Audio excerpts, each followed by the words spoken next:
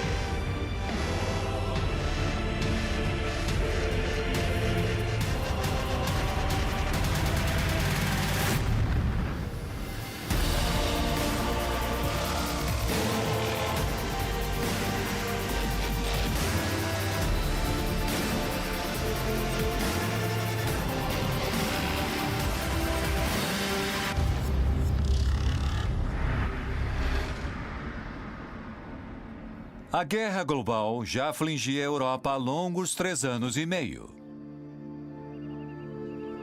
Ambos os lados, aliados e alemães, estavam exaustos, atolados nas trincheiras do norte da França. As coisas ficaram feias na Primeira Guerra Mundial. A Europa ficou exaurida, muitas cidades destruídas, a fome e as doenças já estavam se espalhando. A Cruz Vermelha não podia dar conta do que acontecia. Os aliados europeus precisavam de reforços, energia nova, sangue novo. Para ajudar na luta, os aliados recrutam um novo país para seu lado. Na sequência de sua longamente aguardada entrada na guerra, a América se prepara para marcar presença. 10.000 combatentes americanos começam a chegar na França por dia, prontos para reforçar os aliados. A América transferiu centenas de milhares de soldados para a França, então a Alemanha sentiu aumentar a pressão. Os alemães pensaram, agora que vencemos a Rússia em 1917, podemos mover as tropas do fronte leste para o oeste e lançar a nossa última ofensiva. Agora é a hora de vencermos a guerra antes que os americanos o façam. Com suas forças concentradas no fronte ocidental, os alemães lançam a ofensiva da primavera. Uma série de ousados ataques surpresa. Unidades alemãs especializadas se infiltram nas trincheiras aliadas e atacam seus postos de comando. O ataque foi tão bem sucedido que a vitória alemã estava praticamente assegurada.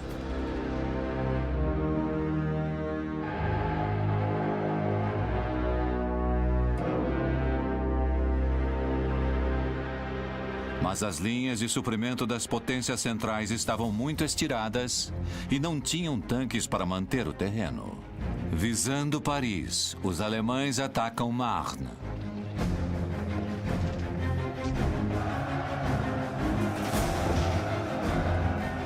Os alemães estavam prontos para conquistar a França, mas havia uma pequena pedra no sapato inesperada para os alemães. Era Marne.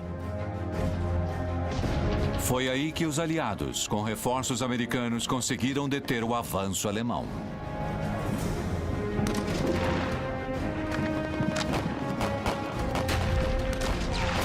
Os franceses contra-atacam e conquistam Marne. 2 dias depois, os aliados atacam Amiens, vencendo novamente.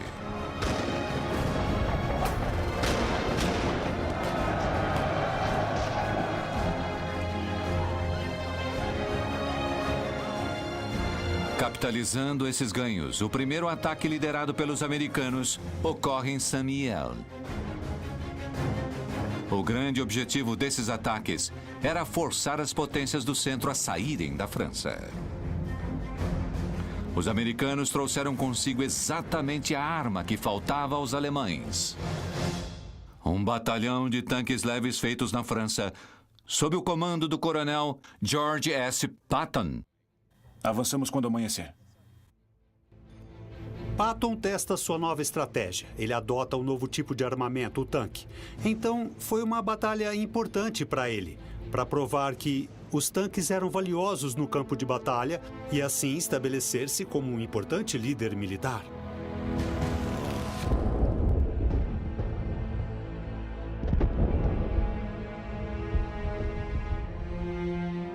Na noite anterior à invasão planejada, Patton não consegue dormir. Ele sai da trincheira totalmente desprotegido, avançando fundo na terra de ninguém.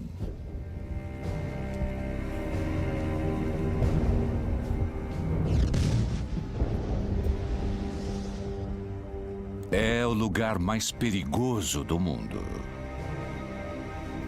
Mas Patton precisa de informações.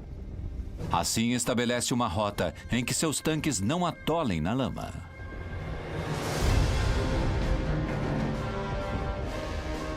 Ao se olhar para alguém como George Patton, que usa bem a informação, vemos que o melhor que ele fez foi transformar a informação em ação bem rapidamente.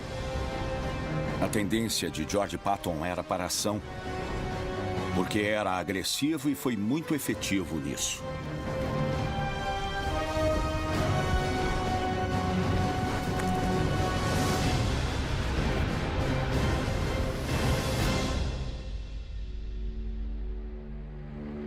Em 12 de setembro de 1918, 500 mil de soldados americanos, junto com 4 divisões do exército francês, penetram no campo de batalha em Saint-Mihiel.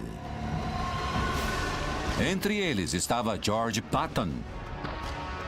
Os alemães impõem feroz resistência.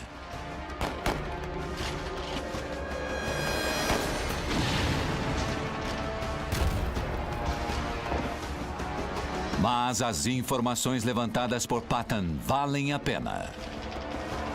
E sua brigada de tanques começa a romper a linha alemã.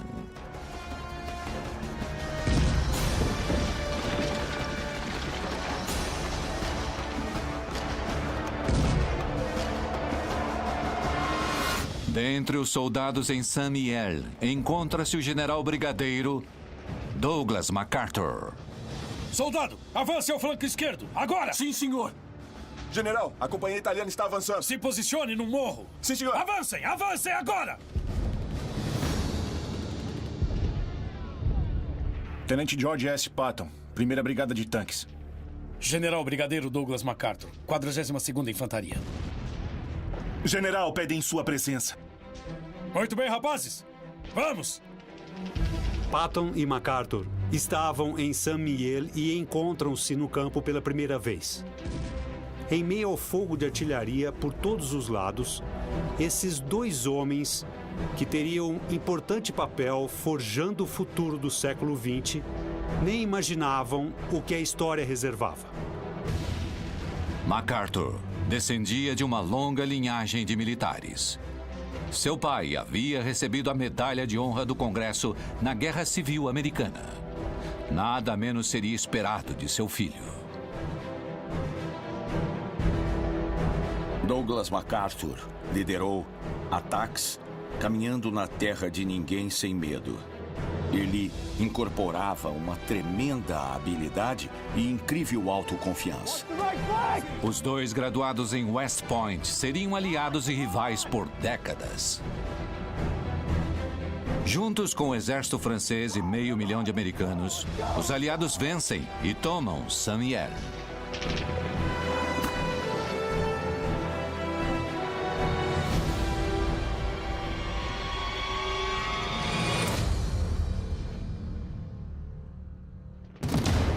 A 380 quilômetros dali, anos de luta nas trincheiras transformaram Adolf Hitler de um solitário sem objetivo em um soldado endurecido. A ideologia de Hitler cria raízes nas linhas de frente. Ele começa a acreditar na superioridade alemã, certo de que suportaria tudo que os aliados atirassem contra eles. Gás! Gás! Depressa!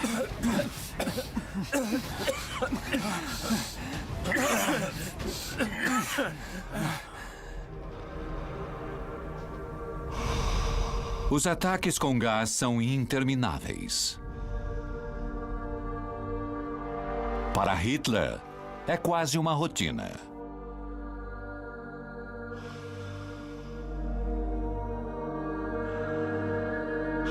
Mas dessa vez, foi diferente.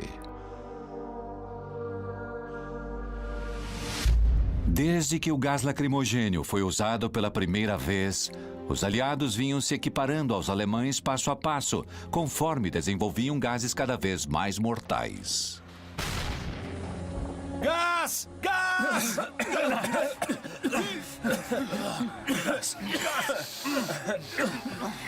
A última arma que ambos os lados agora possuem é o gás mostarda.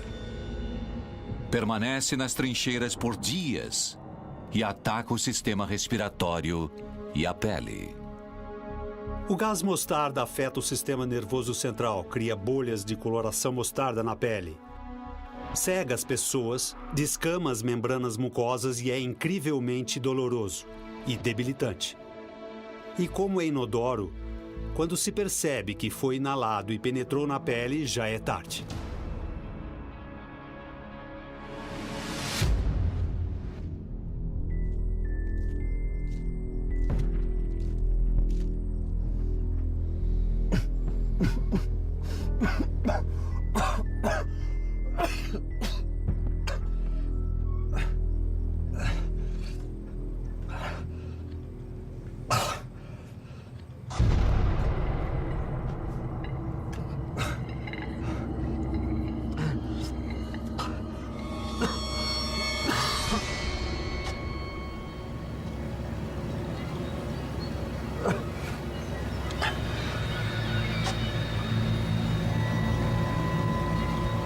Os dias de Hitler nas linhas de frente se acabaram.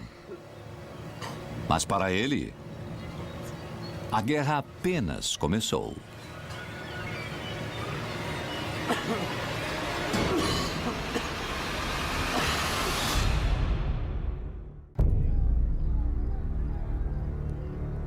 A ofensiva dos aliados força o exército alemão a relocar seus prisioneiros de guerra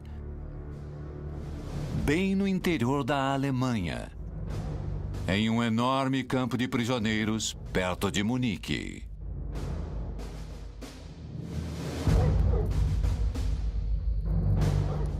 Entre os prisioneiros, encontra-se um comandante francês, capturado ao sair de licença de seu batalhão posicionado em Verdun. Era o capitão Charles de Gaulle. Esta foi uma informação contada pelo próprio de Gaulle. Ele e seus homens se viram cercados. Só que ele desejava escapar com seus homens.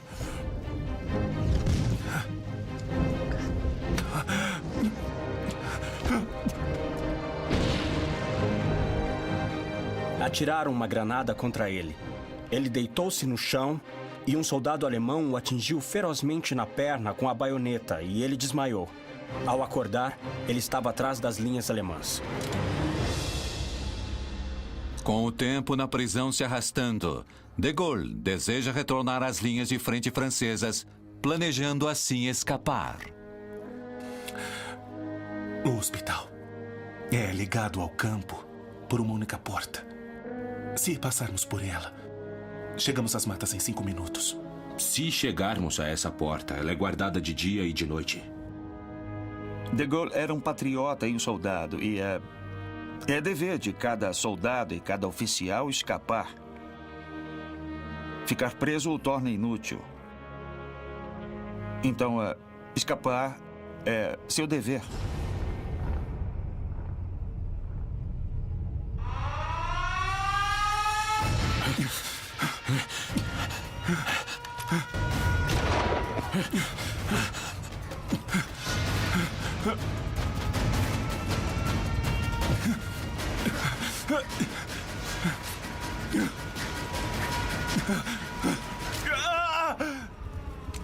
Depois de diversas tentativas de fugas frustradas, De Gaulle é colocado em confinamento solitário. Interrogado e repetidamente torturado, ele continua leal à França, recusando-se a se entregar aos alemães. Apesar de estar distante da luta, De Gaulle vai aprendendo o que é preciso para se tornar um grande líder.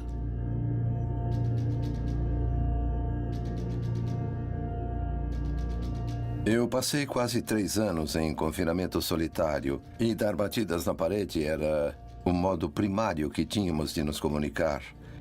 Aprendemos que juntos podemos conseguir resistir ao inimigo. Isto também me ensinou a dar o devido valor. Não só à liberdade, mas de servir a uma causa maior que o nosso próprio interesse.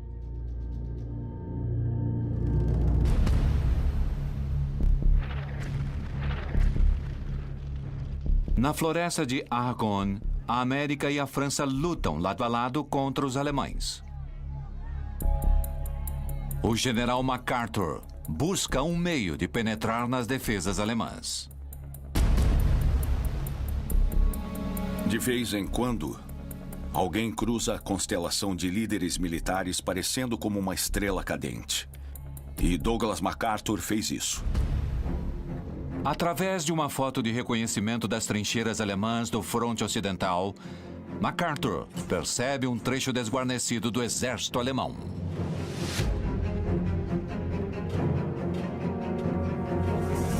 Informações são essenciais, e quanto mais tem, melhor. Mas, no final das contas, são os seus instintos que prevalecem.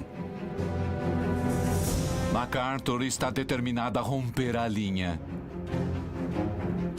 e confinar os alemães em suas trincheiras.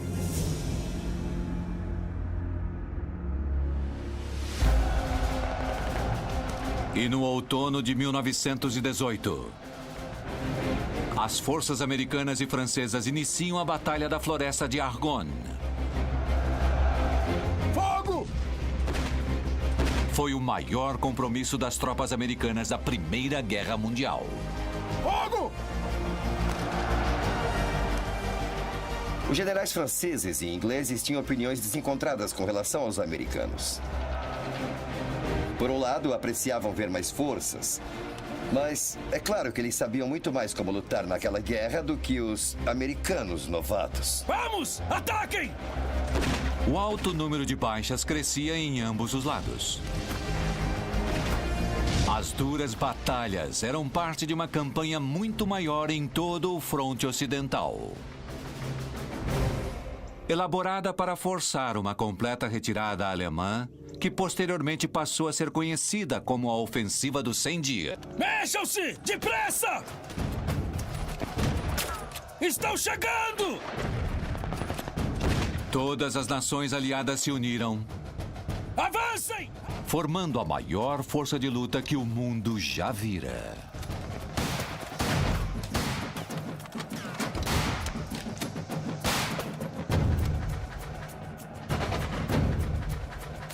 A Ofensiva dos 100 Dias foi um grande feito em armas.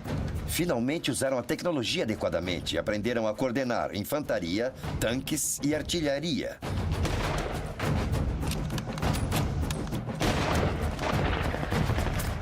A euforia, o entusiasmo. Muitos dos que saíam de fronteiras para atacar esperavam morrer, mas acabaram vivos. Mexam-se! Depressa! Vamos! Vamos! Vamos! Ataquem! Vamos! Depressa! Vamos! Depois de meses lutando, os aliados finalmente conseguem,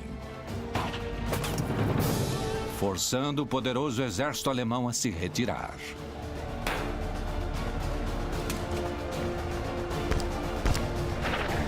Finalmente, sem outra opção, dezenas de milhares de soldados alemães depõem armas e se rendem.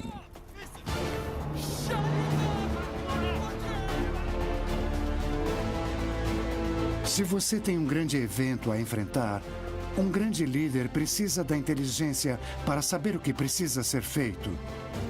E é preciso a resistência física e mental para efetivamente seguir adiante, quase sempre contra grandes contrariedades. Após 4 anos de luta contínua e mais de 37 milhões de mortes, ambos os lados concordaram com um cessar-fogo. Os alemães assinaram o armistício, a efetiva rendição, a bordo de um vagão de trem francês no norte da França. Quando o mundo é abalado e se rearranja, como ocorre depois de grandes eventos como o final de uma guerra, existe toda uma mescla de emoções diferentes. A primeira é a euforia que faz parte de um evento que está mudando o mundo. E nunca há tempo para se olhar para trás. Há sempre que se olhar para frente.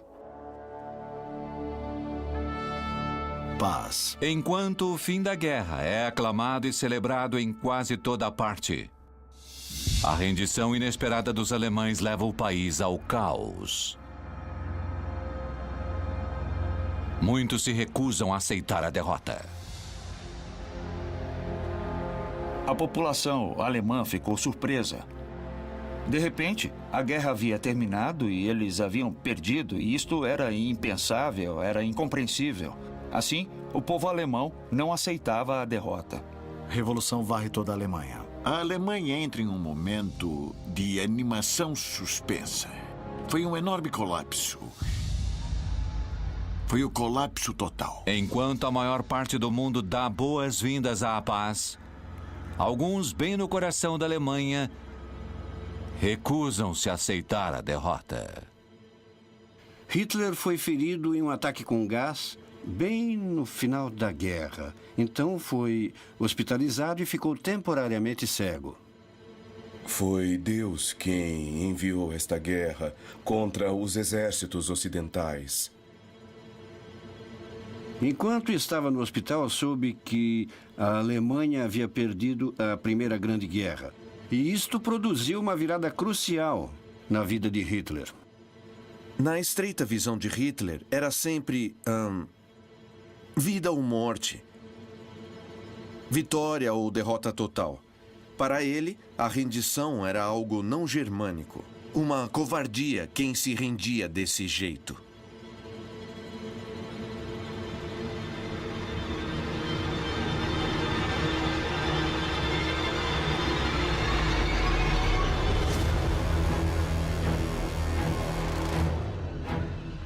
Hitler tomou a rendição como algo pessoal.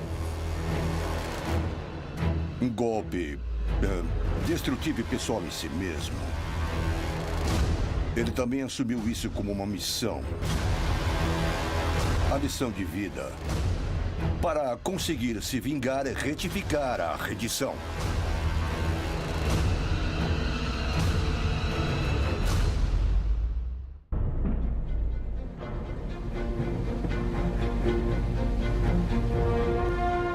Com o final das lutas, a pressão recai sobre os líderes aliados para que cheguem a um entendimento, evitando que a guerra irrompa novamente. Os líderes mundiais convergem então para a França para negociar os termos de paz. Paris, França, janeiro de 1919. Os líderes reúnem-se em Paris, mas um país não foi convidado à mesa: a Alemanha. Senhores, por favor, sentem-se. Com licença. Vamos começar Sim, considerando os pontos importantes. antes de discutirmos qualquer ideia que seja individual. Cada país tinha sua própria agenda. A França, temerosa de um futuro ataque, quer a derrota total da Alemanha com reparações incapacitantes. A Inglaterra quer um tom mais suave com a Alemanha, para que possa agir como intermediária com a Rússia comunista. Eu não acredito nisso. Eu preciso que todas as nações se juntem em uma frente única e preciso de sua ajuda. A Itália quer os territórios prometidos ao se juntar aos aliados. O Japão também quer territórios. Mas o mais importante, quer uma cláusula de igualdade que lhe assegure posição de igualdade no cenário mundial. Com licença. O presidente Wilson também tem sua agenda. Qual era a ideia de Wilson? Se não quiserem ver novamente este grande show de horrores, será melhor criar um sistema internacional que resfrie países como a Alemanha de fazerem coisas terríveis que levem a uma grande guerra. Wilson chega com um plano de paz de 14 pontos. A peça-chave para a criação da Liga das Nações. Um corpo governativo internacional que manteria a paz mundial. Eu penso que ainda seja Senhor possível. presidente, eu vou lhe conceder o meu maior apoio. Quando Wilson apresentou os 14 pontos, Clemenceau fez a famosa observação. Até o próprio Deus apresentou só 10. Essa crença de Wilson de que os Estados Unidos e suas ambições eram de alguma forma mais elevadas e morais que as de quaisquer outros ficou entalada nas gargantas deles.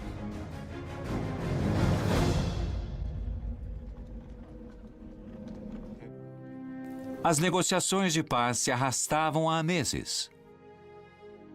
Um acordo entre os vencedores parecia possível, mas Wilson de repente fica muito doente, forçando-o a deixar o país.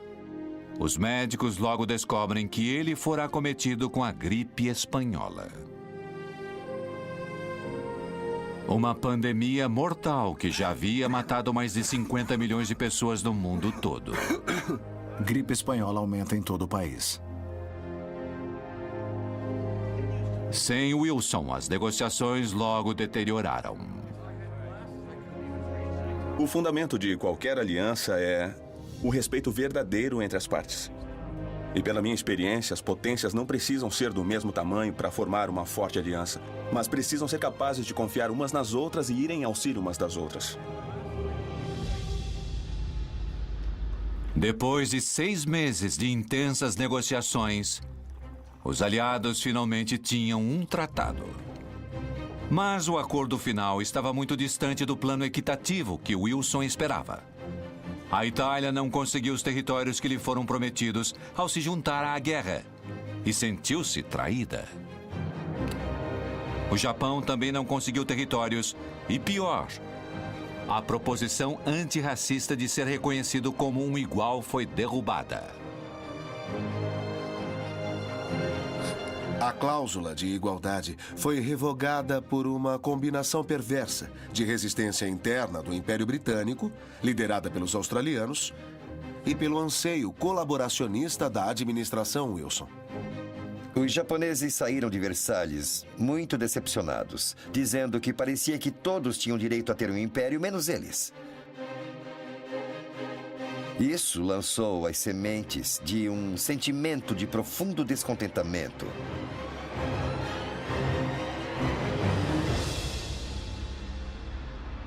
A Europa finalmente tinha a paz.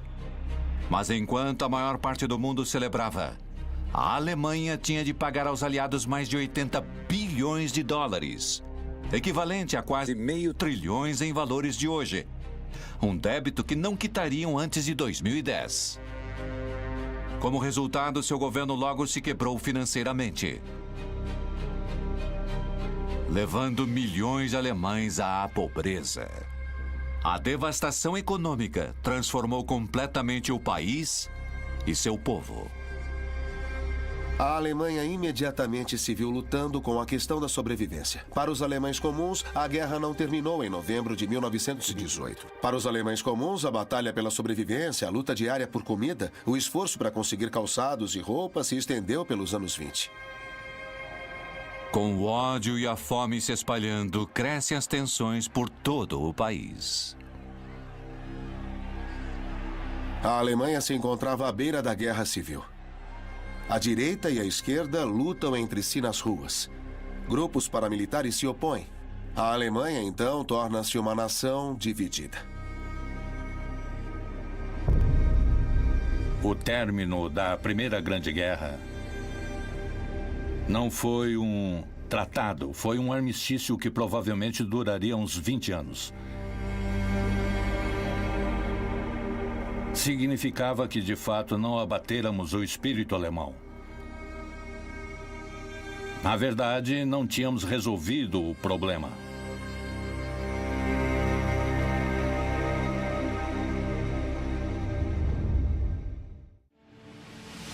Alemanha. Na Alemanha, o sentimento perceptível era de perda, depressão, desunião. Eu creio que as pessoas se preocupavam com a situação. Aumentando a intranquilidade do país, os milhares de soldados que retornam ficam perambulando pelas ruas das cidades como em Munique. Seu futuro é incerto. E dentre eles estava Adolf Hitler.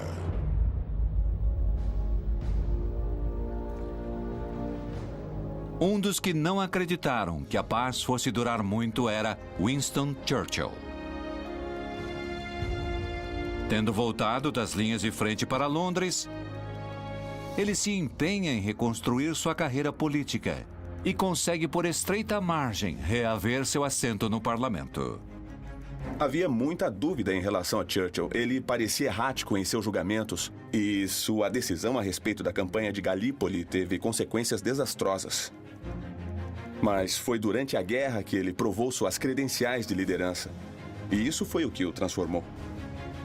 Churchill retorna ao governo convencido de que a ameaça alemã não terminou. Paris, França. Depois de 2 anos e meio como prisioneiro de guerra, Charles de Gaulle finalmente está livre.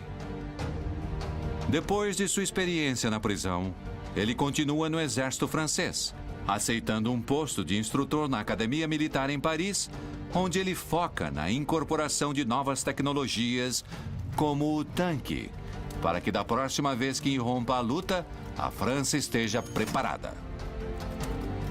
Para de Gaulle, a primeira grande guerra foi um verdadeiro drama, um drama do cativeiro, da inação. Em 1918, ele escreveu: "De agora em diante, irei tentar realmente pensar e agir para compensar minha inação durante a guerra." De Gaulle queria, acima de tudo, ser um homem de ação.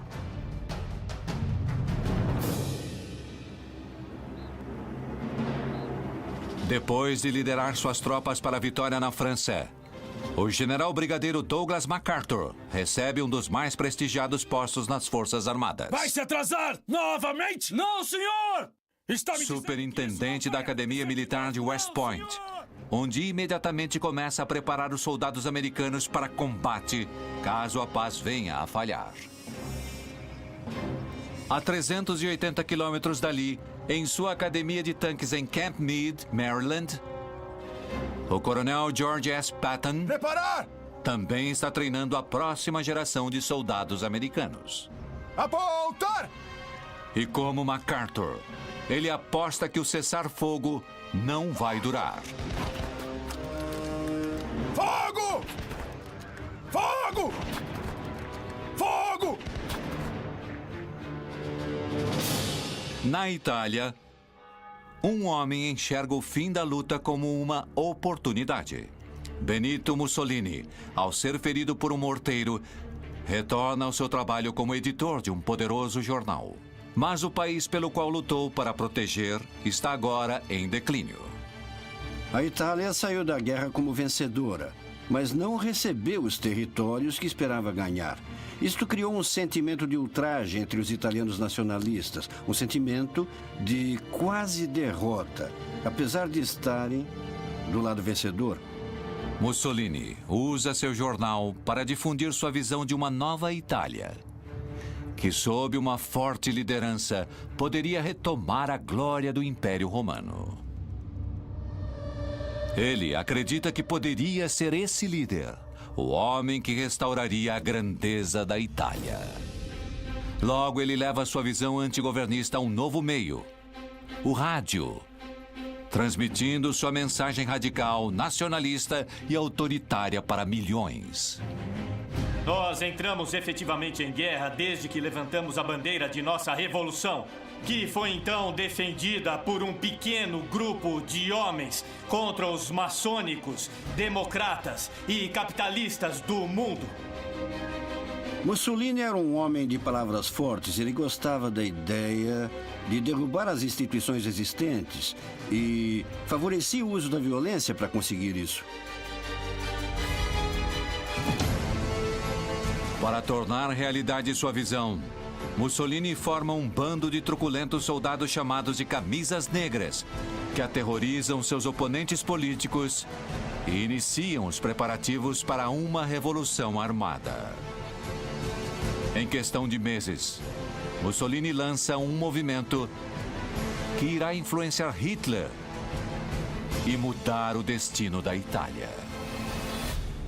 Ainda cambaleante com a rendição alemã, Adolf Hitler retorna a Munique, sem perspectiva de alguma carreira. Soldado Adolf Hitler. Senhor? Sente-se. Está procurando trabalho. Senhor, eu estou pronto para trabalhar. Eu entendo. Mas, infelizmente, eu não tenho nada. Nada? Não há trabalho. A guerra terminou. Tem que haver alguma coisa. Depois de tudo que eu fiz, de tudo que eu dei. Há um novo grupo político na cidade. O Partido dos Trabalhadores. Precisamos descobrir mais sobre eles. E quais as intenções? Sim, senhor. Tente não chamar a atenção.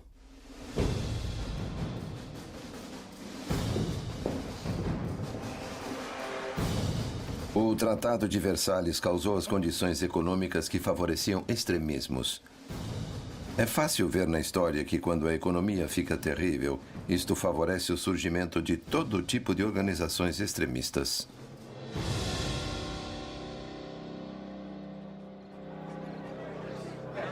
Hitler é indicado para se infiltrar no Partido dos Trabalhadores Alemães, uma das muitas organizações antigovernistas que se formaram na esteira do tratado.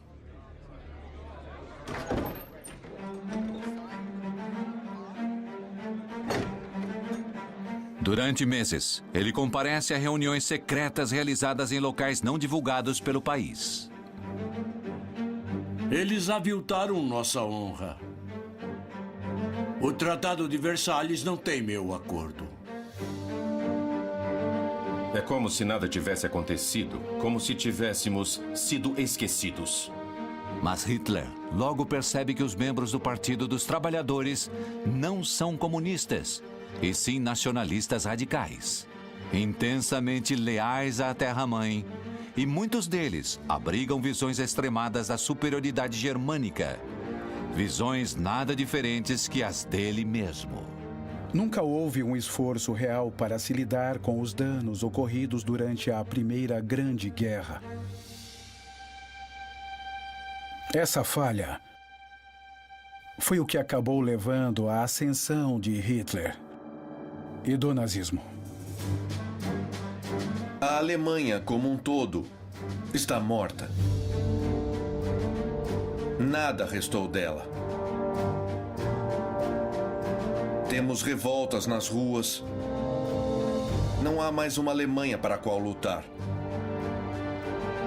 A Alemanha precisa se dividir. É apenas através disto que poderemos sobreviver. Não, senhor. Não há mais nada pelo que lutar. Não há nada pelo que lutar? Famosas últimas palavras de todos os vira-casacas da história da guerra. Os fracos dentre nós voltam-se a essas desculpas para abandonar o orgulho e a esperança, quando é apenas a união que separa os vitoriosos dos derrotados. E está claro que pararam de lutar. Mas nós ainda lutamos na Grande Guerra Alemã. Nossa guerra pelo que merecemos. Uma Alemanha unida e forte. Uma Alemanha orgulhosa. A Alemanha é um gigante adormecido. E quando livrarmos a nossa nação das fraudes sem fibras dentre nós, juntamente com os criminosos de Versalhes, iremos novamente encontrar a grandeza.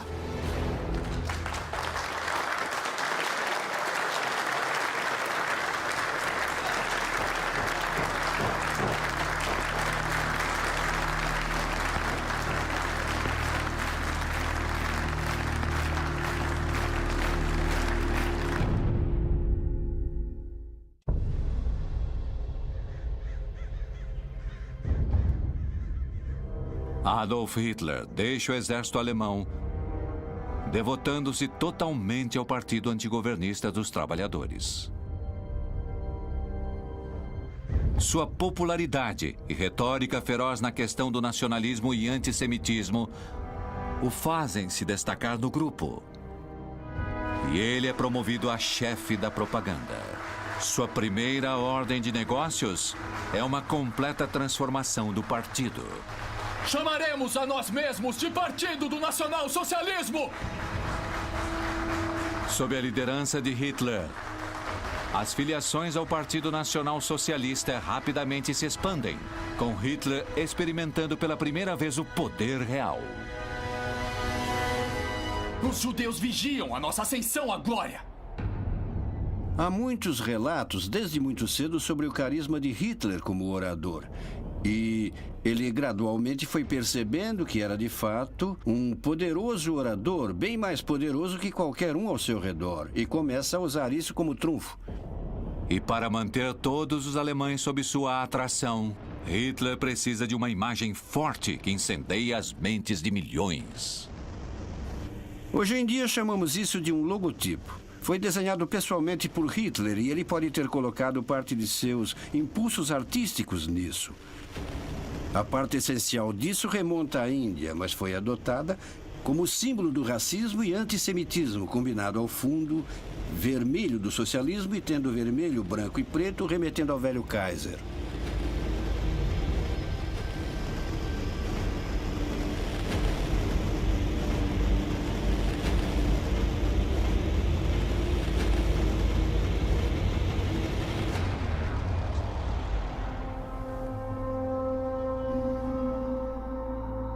Enquanto Hitler ainda está nos primeiros estágios de sua revolução, Benito Mussolini já arrebanhou um exército de seguidores e está pronto para tomar a Itália pela força.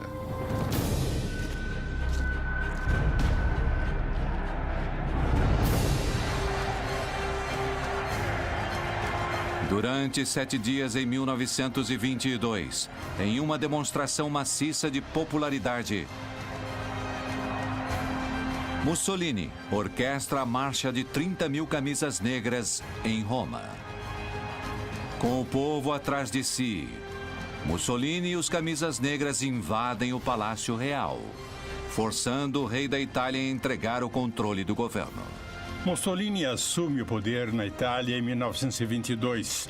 Sua bem-sucedida marcha sobre Roma foi facilitada pelo processo de expansão do ego e adulação das pessoas ao redor de Mussolini e, finalmente, da maioria da opinião pública do país.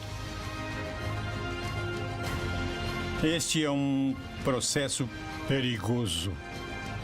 Em poucos meses, Mussolini se transforma de editor de jornal no homem mais poderoso da Itália.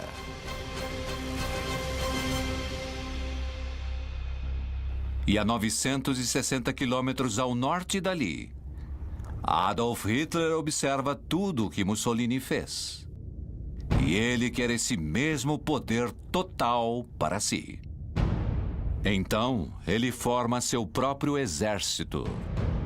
Desde cedo, Hitler parece ter se impressionado muito com Mussolini e sua marcha sobre Roma.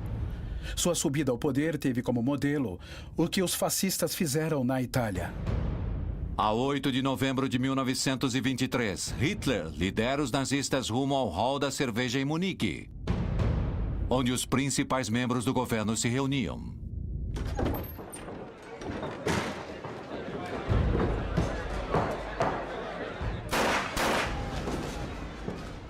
A Alemanha está morta. E vocês conspiraram para matá-la. A esmagaram com sua incompetência. A sangraram com sua corrupção. Vocês a profanaram ao controlá-la com gente degenerada. Já chega! A revolução começou!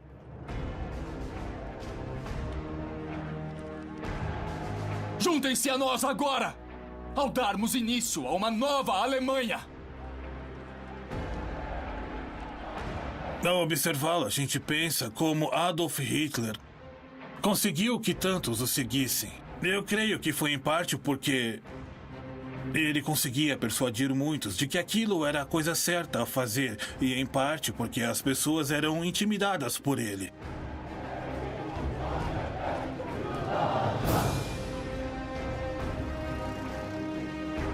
Após irromper no hall da cerveja, Hitler lidera os nazistas pelas ruas da cidade para tomar a cidade pela força.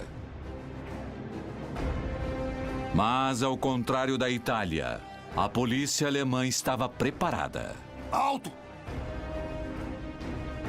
Preparar!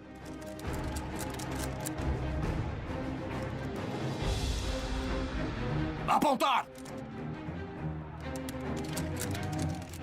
Juntem-se a nós!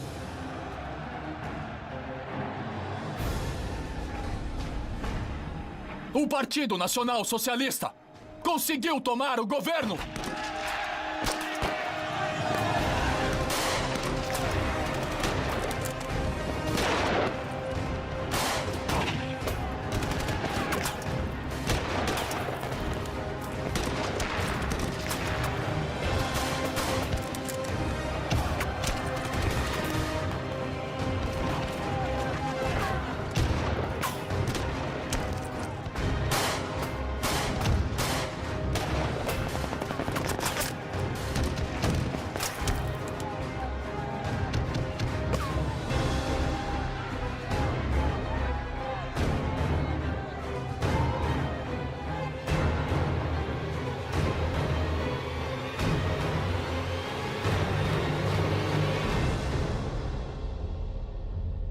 Diferente de Mussolini, a tentativa de Hitler de assumir o poder falha. E ele é preso acusado de traição. Então ele passa seu tempo na prisão, planejando seu próximo movimento. O resto do que era essa nação. Sangue de nosso sangue. Carne de nossa carne. Liderar uma ideia. Para angariar seguidores e difundir sua mensagem, Hitler cria um manifesto, cujo cerne é um plano radical para a dominação do mundo. Nós devemos sempre lutar para salvaguardar a existência e a reprodução de nossa raça e nosso povo.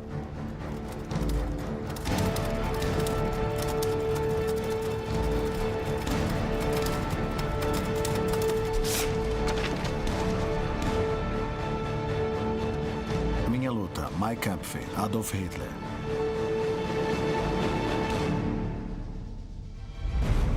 A seguir, em guerras mundiais. A luta pode ter cessado, mas a guerra não terminou. Da Grande Depressão Global, uma nova geração de líderes emerge. O Tratado de Versalhes. Que essas cadeias sejam rompidas. Enquanto uns se desesperam para manter a paz. Ninguém dentre esses, general, quer que ponhamos dinheiro na próxima guerra. Outros renascem das cinzas, desejando reacender a Grande Guerra Global. Hitler é muito mais perigoso do que tudo que já enfrentamos antes. Bombardeiem cada cidade, cada aldeia, cada vilarejo. Vamos aniquilá-los. E com a luta irrompendo de novo. Isto não é um pedido, isto é uma ordem. O destino da humanidade está em jogo. É tempo de romper o jogo americano de uma vez por todas.